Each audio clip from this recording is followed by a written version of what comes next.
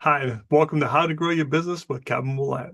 As you can see, I got my buddy Steve DeVries with us. Steve is a business coach over at Focal Point. Good morning, Steve. Welcome to the show.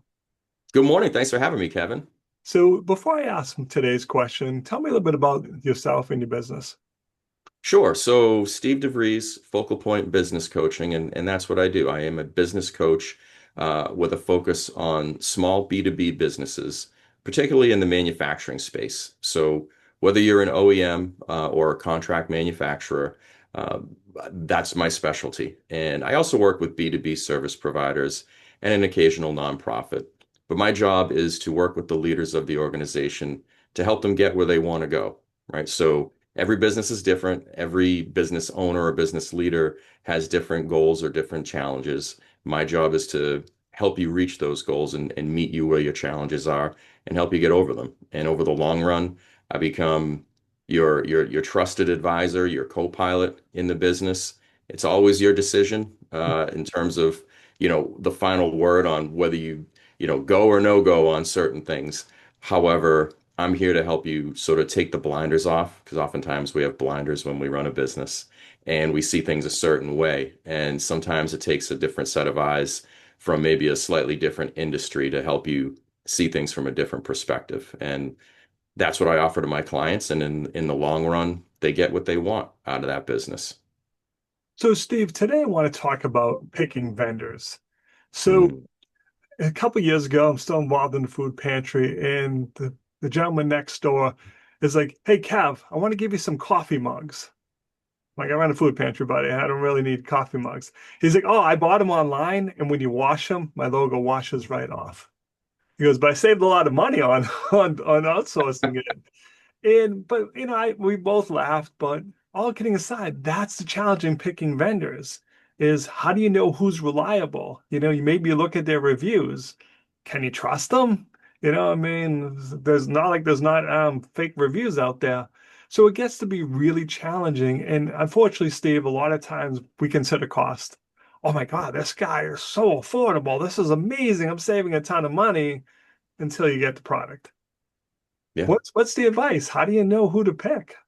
Well, so this is where I began my career was in purchasing. So I had to earn my stripes and learn a lot of this stuff the hard way.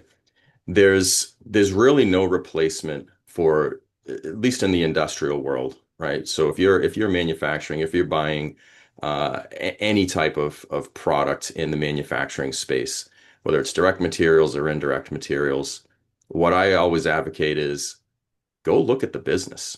Go meet them in their place of business, particularly ones who are going to be key suppliers for you, right? So now in the case of the guy who, bought a bunch of mugs, well, lesson learned. He's not gonna buy from that cheap source again.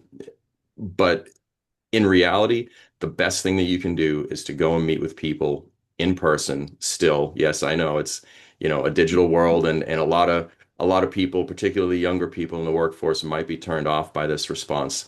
But there are things you can learn when you visit a vendor in person that you can't get from their website or a Zoom call.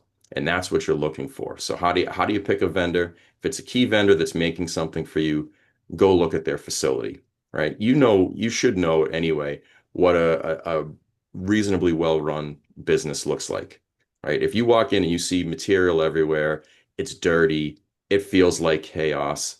The looks on the workers' faces don't demonstrates, a general unhappiness and misery about being there. Those are all things you can't get by looking at a website or even reading a review. Um, so I always advocate going there first if you can. Again, especially if it's a key supplier.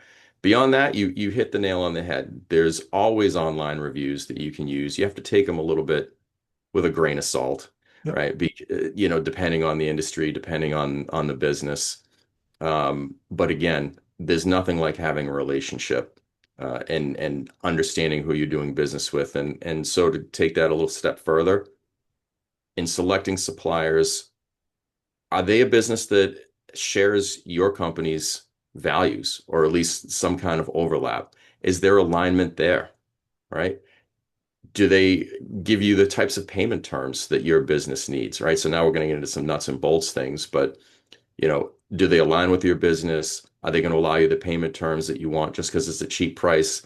Doesn't mean that it doesn't mean it's the right supplier. It might, right? If the size of that company aligns with the size of your business, right? That's usually a good, part of a good strategy. If the values of that business align with yours, that's part of a good strategy. It's a lot of things that go into it. Um, Asking them for references, right? Who are some of your best customers? If your best customers aren't willing to vouch for you in a 2 or 3 minute phone call to check in on them, then that's a red flag, and you should probably run away. So those are some ways that I've used in the past to understand, is this a good supplier for me or not? So, Steve, this would seem to also be where the value of your network comes in. If you're involved in the industry and you're going to industry events where, I can grab you going, hey, Steve, I'm thinking of using this vendor. Do you have any comments on them? Where, me and you sending, having them out do at the bar, you can be like, probably not, Kev. Or, yeah, I've had great experiences with them. Knowing people in the industry that you can go to really can help maybe save you from making a costly mistake. I'd agree with that 100%, right? And that's one of the things that I've found, particularly in uh, the B2B manufacturing world. There's not a lot of people in that world out there going to professional networking events. Certainly not enough, and so they're not drawing on their network like they could. And honestly, that's what you just described is reason enough for me as a business leader to want to go out and network with other people in my industry and learn what they're seeing. What are their challenges? Who are their suppliers that they really like working with? Does it make sense for me to check them out? The stronger your suppliers are, right, the better it is for your business, right? So if I have a supplier that I really, really like, and I know that they could supply a lot of other people in my industry, I'm going to do my best to support them and promote them because it makes them a healthier business, generally speaking, as long as they understand how to manage their growth. But if they grow, that's a stronger supplier, and that's less risk for me. And that's the name of the game in supply chain and picking suppliers. It's not just about getting the cheapest price. It's about eliminating your risk as much as humanly possible. And so if you think about, if I'm going to go work with a business that's a startup that doesn't have any credit, that, is just barely hanging on, and I want to put a key product in there with them because they've offered me a cheap price, that's a huge risk, right? Now, maybe it turns out well, and maybe you save a bunch of money along the way. Maybe it doesn't. Maybe that business doesn't, started up too soon and they take your money and they give you terrible product and you're screwed. And now you're wishing that you paid that extra dollar per unit to go and, to avoid the risk that it's now posed to your operation. So, Steve, if people have questions about this topic, what's the best way to reach out to you? So I always like to point people to my LinkedIn page. So it's Steve DeVries 7551. That's my profile on LinkedIn.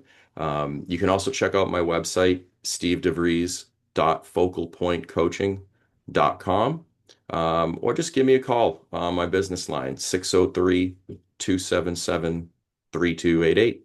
Steve, I appreciate you taking a few minutes to call on the show. And as always, thanks for being my friend. It's my pleasure. Thank you, Kevin.